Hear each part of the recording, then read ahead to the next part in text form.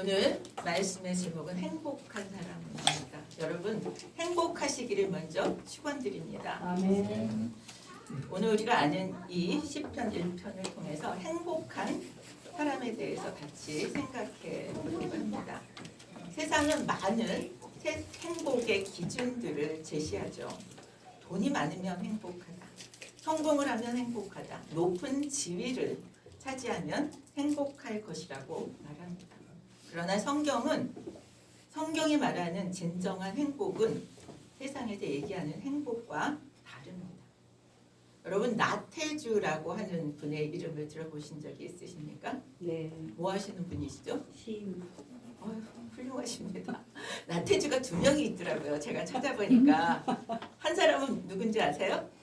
가수. 태권도 하면서 노래하는 가수가 또 나태주더라고요. 오늘은 시인 나태주 시인 얘기를 해서 같이 시작해 보려고 합니다. 여러분 광화문에 교보생명 건물을 지나가면서 보신 것이 있으십니까? 글귀가 이렇게 게시되어 있죠. 그게 언제부터 시작되었냐면 1991년도부터 그 해마다 그 해에 시귀나 좋은 글귀를 그렇게 건물 외벽에 그렇게 걸어 놓았다고 합니다. 교보생명의 창립자 신용호 그분이 시작하신 일인데 한 25년이 지난 후에 사람들한테 설문조사를 했대요. 그 외벽에 걸렸던 글 중에 가장 좋았던 게 뭐냐 이렇게 그 설문을 조사했더니 자 PPT 한 장만 넘겨주시겠어요? 풀꽃이라고 하는 나태주 시인의 시가 제일 인기가 있었답니다. 우리 한번 같이 읽어볼까요? 자세히 보아야 예쁘다. 오래 보아야 사랑스럽다. 너도 그렇다. 이 시기가 여러분 우리가 다 그렇습니다. 오래 보아야 예쁘고 오래 보아야 사랑스러운 사람들이라서 은혜교회 15년이 다 여러분 사랑스러운 관계가 되었습니다. 맞습니까? 네, 참 따뜻하지 않아요? 그 다음에 이분이 쓴 시를 제가 또 찾아보았습니다. 한번 PPT 한 장만 넘겨주시기 바랍니다. 행복이라는 시입니다. 우리 한 분 누가 크게 한번 읽어주실래요? 잘 안 보이세요? 제가 읽을게요. 그럼 저녁 때 돌아갈 집이 있다는 것, 힘들 때 마음속으로 생각할 사람이 있다는 것, 외로울 때 혼자 부를 노래가 있다는 것, 이것이 행복이랍니다. 여러분 행복하십니까? 대답이 없으세요? 이거 다 가지셨는데 이거 돌아갈 집도 있으시고 힘들 때 마음속에 생각나는 이름도 있으시고 혼자 부를 노래도 어떤 종류든지 있으시지 않습니까? 저는 이분의 시를 보면서 이분에 대해서 좀 찾아보고 싶다는 생각이 들었습니다. 이분을 찾아봤더니 1945년생이시더라고요. 그리고 초등학교 때 꿈이 화가였대요. 얼마나 정직한지 몰라요. 고등학교 때 예쁜 여자를 만나면서 꿈이 바뀌었답니다. 시인으로. 그리고 그분이 공주사범을 나와서 그 초등학교 선생님을 43년 해서 교장 선생님으로 은퇴하시고 그 다음에 공주문화원장을 거쳐서 지금 자신이 공주 풀꽃문학관, 자신의 문학관을 만들어서 운영하고 계시대요. 한번 그분 사진을 한번 볼까요? PPT 한 장만 넘겨주세요. 여러분 인상이 어떠십니까? 편안하시죠? 이분에게 3가지 소원이 청소년 시절에 있었답니다. 첫 번째 소원이 뭐냐 하면 시인이 되는 거였대요. 왜 고등학교 때 예쁜 여자친구 만나가지고 마음을 결정했으니까. 두 번째 꿈은 좋은 여자와 결혼하는 것입니다. 세 번째는 자신의 고향 공주에서 사는 것이었어요. 이분은 그분의 소원을 다 이루시고 하셨습니다. 저는 이분이 그러면 평탄하기만 했냐? 그렇지 않았답니다. 풀꽃이라는 그 시가 사람들에게 막 알려질 즈음에 복막염하고 급성 췌장염으로 생사를 오가는 오랜 그 질병으로 고통을 당하였다고 합니다. 그러면서 그분의 고백이 뭐냐면 죽음을 기억하면서 사는 삶을 살게 되었다. 그리고 그렇지 않은 사람과 매우 다른 삶을 살게 되었다라고 하는 고백을 하면서 책을 한 권 내었더라고요. 그 책이 뭐냐면 부디 아프지 말라 이런 책이에요. 그 중에 시를 하나 우리 같이 보겠습니다. PPT 한 장만 넘겨주세요. 자, 보이십니까? 네, 우리 함께 읽겠습니다. 죽음을 기억하면서 사는 사람의 삶은 그렇지 않은 사람의 삶과 무언가 달라도 많이 다를 것이다. 미래에 대해서 준비하면서 살 것이고 조금이라도 아름답게 성실하게 열심히 살려고 노력할 것이고 무엇보다도 순간순간을 소중히 여기며 살 것이고 거짓 없이 살려고 애쓸 것이다. 그러므로 사는 일이 탱글탱글 싱싱해질 것이다. 우리의 사는 일이 탱글탱글 싱싱해지시기를 축복합니다. 그 밑에가 잘렸나 봐요. 죽음의 고비를 신앙으로 이겨낸 후에 모든 것을 주관하시는 하나님의 섭리를 발견하고 지은 시라고 하는 그런 커멘트가 있습니다. 인생의 굴곡을 경험하고 그는 그의 시에 행복을 담으려고 노력하는 시인이 되었다고 합니다.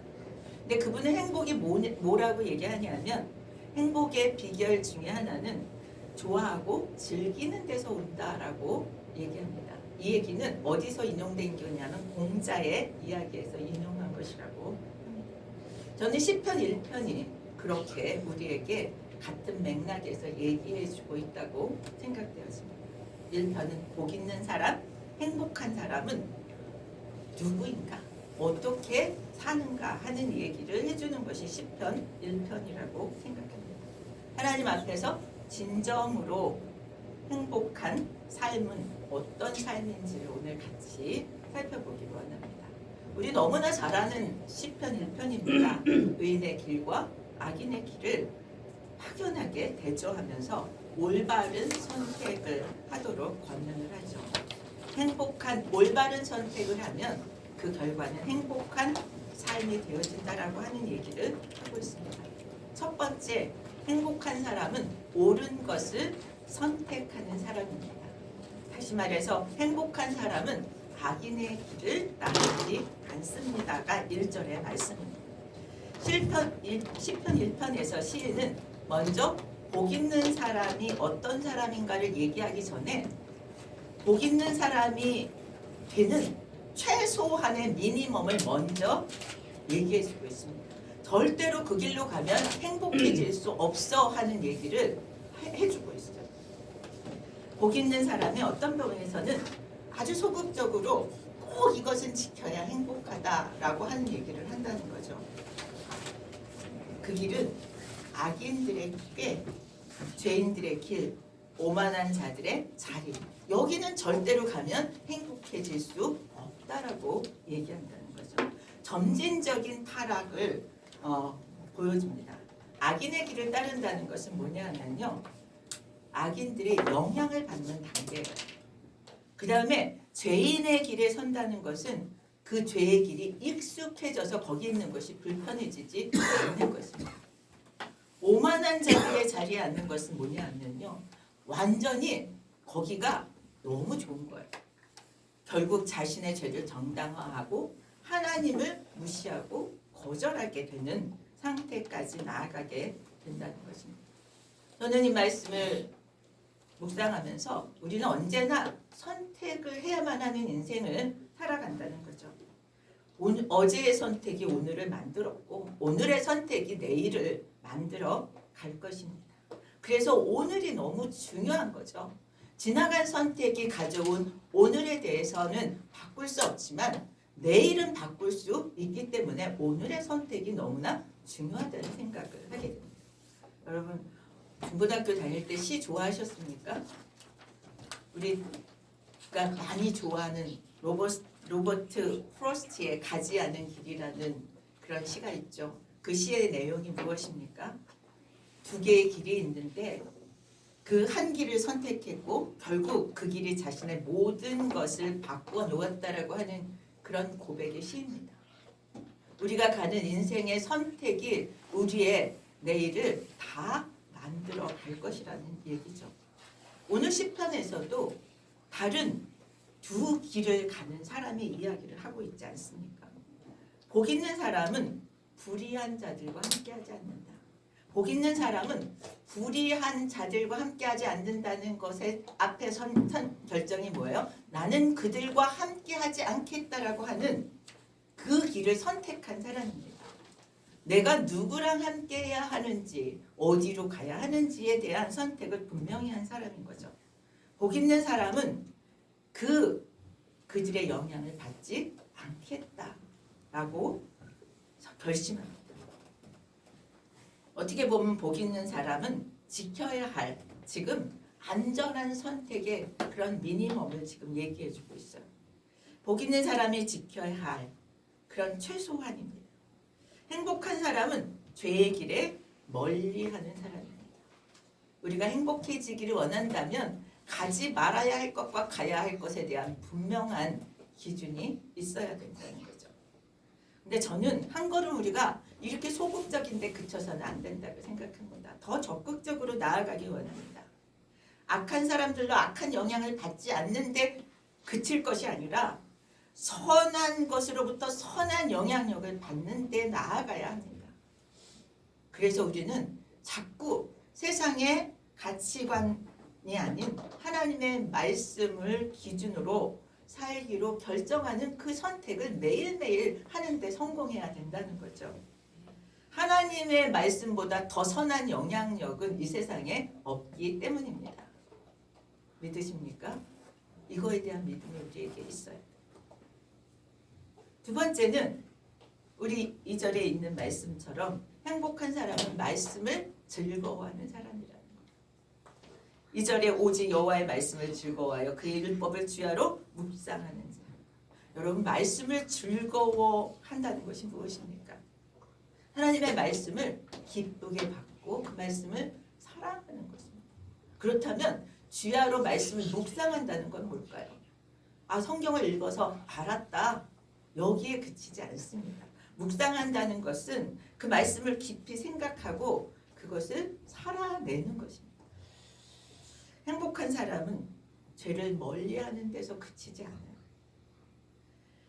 행복의 비결 중에 하나가 좋아하고 즐기는 데서 온다고 한다면 지금 하나님의 말씀을 즐거워하는 것이 행복한 지름길이라고 믿습니다. 왜냐하면 하나님 말씀 자체가 우리에게 뭘 가져다줘요? 생명을 가져다주고 소망을 가져다주고 기쁨을 가져다주기 때문입니다. 어떤 사람들은 여행을 하면 행복합니다. 여행을 왜 하면 행복하고 즐겁습니까? 풍경을 보면 너무 속이 확 뚫린 것 같고 시원할 때가 있습니다.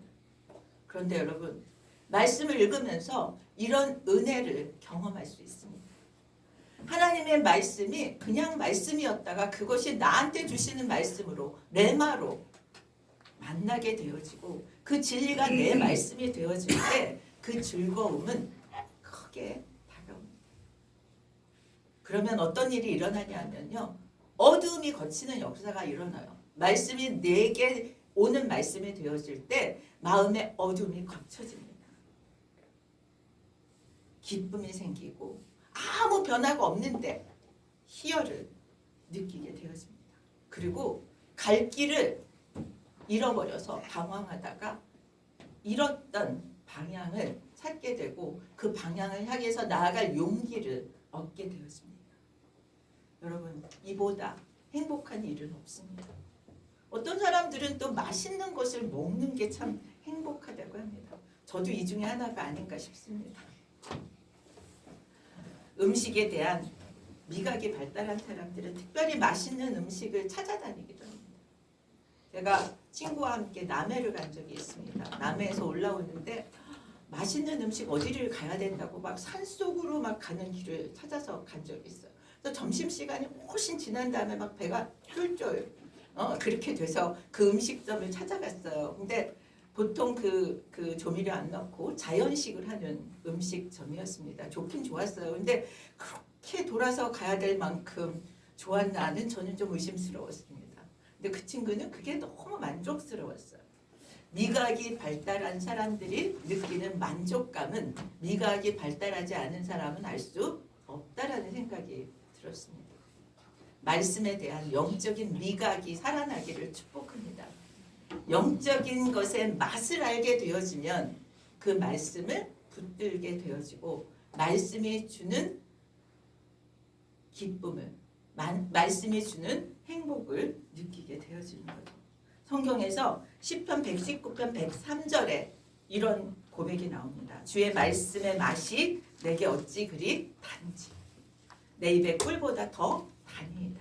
말씀의 맛이 있다고 얘기하고 그 말씀의 맛이 달다고 얘기합니다. 여러분, 그 말씀의 그 단맛을 우리가 매일 누리기를 축복합니다. 그 말씀의 즐거움 속으로 빠져드는 것이 신앙의 그런 발전이고 성숙입니다. 말씀을 묵상하는 사람은 그래서 세상의 가치관이 아닌 하나님의 말씀을 쫓아 살아가게 되는 것입니다. 우리 지난주에 김재현 선교사님 우리가 볼 때 그 순례길을 매일 보는 게 얼마나 힘들어요? 근데 그거 하면서 막 기쁨이 넘쳐서 웃으면서 얘기하지 않습니까? 오늘날 우리는 너무 많은 정보와 미디어의 영향 속에 살아가고 있습니다. 정말 행복한 사람은 세상의 소리에 휘둘리지 않는다는 거죠. 왜냐하면 말씀을 통해서 들려주는 하나님의 음성이 달콤하기 때문입니다. 세 번째 행복한 사람은 말씀을 주야로 묵상하는 사람이라고 얘기합니다. 우리 성도분 중에 한 분이 기도 제목에 1년 동안 말씀을 읊조리고 싶다라고 하는 기도 제목을 쓴 것을 보고 제가 참 감사하고 기뻤습니다. 이 읊조리다라고 하는 것은 하나님의 말씀을 그냥 마음속으로만 되뇌이는 정도가 아닙니다. 소리를 내서 읽고 또 읽어서 그 가운데 하나님의 마음을 알게 되는 것이 읊조리는 것입니다. 여러분, 하나님의 말씀이 읊조려지기를 축복합니다. 2절에 보면 주야로 읊조린다고 그랬어요. 여기서 주는 낮이잖아요. 낮은 어떤 때예요? 밝고 형통하고 즐거운 때를 상징합니다. 그럼 밤은 어떤 때입니까? 어둡고 슬프고 좌절되고 실패할 때입니다. 그런데 주야로 말씀을 묵상한다라고 하는 얘기는 뭐예요? 좋을 때나 나쁠 때나 좌절될 때나 슬플 때나 죽고 싶을 때나 다 뭐를 붙잡는다는 거예요. 하나님의 말씀을 묵상하고 읊조리고 말씀을 붙든다는 것입니다. 그러면 그 얘기는 다시 말해서 환경과 상황을 초월해서 하나님의 말씀을 묵상하고 말씀을 따라서 살려고 애쓰는 모습이죠. 시편 1편은 하나님의 말씀을 붙들고 묵상하는 사람이 참 행복한 사람이다라고 얘기하고 있습니다. 악인의 길을 가지 않고 여호와의 율법을 즐거워하면서 주야로 묵상하는 자가 참으로 행복한 사람입니다. 주야로 말씀을 묵상하는 가운데 하나님의 말씀이 인도하는 길을 찾아갈 수 있기 때문에 우리는 그 모든 어려움과 낙심과 좌절에서 일어설 수 있게 되는 것입니다. 하나님 뜻 안에서 행복한 자에게 하나님은 어떤 말씀을 하시냐면 축복의 열매를 맺게 하신다고 말씀하세요. 여러분, 축복의 열매를 맺기 원합니다. 그래서 3절에 그렇게 얘기하죠. 신학계에 심은 나무가 철을 따라 열매를 맺으며 그 잎사귀가 마르지 아니한 같으니 그가 하는 모든 일이 형통하리라. 하나님의 말씀을 따르는 자는 시냇가에 심은 나무와 같다. 시냇가에 심은 나무는 뭐가 계속 공급되죠? 물이 계속 공급되어집니다. 물은 생명입니다. 하나님의 말씀이 마르지 않는 생명의 물줄기임을 얘기하고 있는 거죠. 우리의 말씀이 우리의 생명이 끊어지지 않도록 부어지기를 축복합니다. 열매를 맺는 나무가 된다고 했어요. 영적으로 풍성한 열매를 맺고 그 열매를 맺으면 어떤 일이 일어나냐면 내 인생의 의미가 있어지고 가치가 있어지고 살만해지는 인생이고 보람이 있어집니다. 잎사귀가 마르지 않는 어떤 나무예요.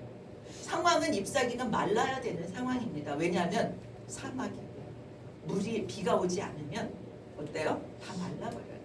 그런데 그런 어려운 상황 속에서도 잎사귀가 마르지 않는다. 인생의 어려움 속에서도 믿음을 잃지 않고 말씀을 붙들고 견뎌낸다는 것입니다.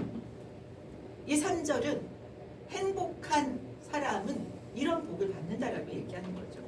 열매를 맺는다는 건 뭐예요? 열매에 뭐가 있습니까? 네? 열매에 뭐가 있습니까? 영양분이 있고 씨가 있습니다. 그 열매는 뭐예요? 우리가 열매를 맺게 된다는 것은 행복한 사람이 열매를 맺어서 그 열매로 다른 사람에게 그 행복을 전해주는 사람이 되어진다는 거죠. 우리가 받은 영양을 공급하고 우리를 통해서 다른 사람들이 회복되어지고 치유되어지고 그래서 우리는 축복의 통로로 살아가는 사람이 되어지는 것입니다. 이것이 축복이에요. 우리가 하나님으로부터 받은 열매로 그 열매로 다른 사람도 열매 맺는 사람이 되도록 지지하고 지원하고 응원하는 것입니다. 행복한 사람은 지속성을 가져요.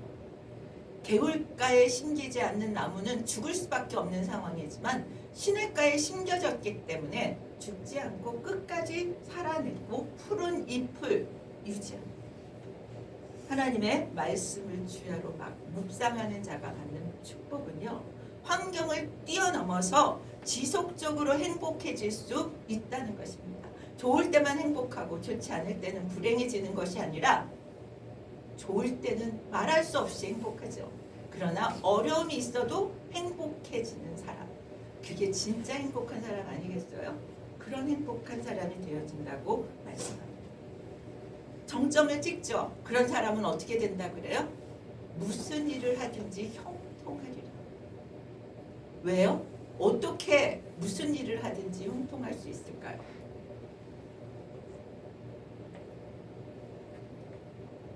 왜 그런 사람은 무슨 일을 하든지 형통할 것이라고 말씀할까요? 하나님이 함께 하시기 때문입니다. 믿으십니까? 하나님이 함께 하시는 사람에게 하나님 형통하게 해주시겠다고 말씀합니다.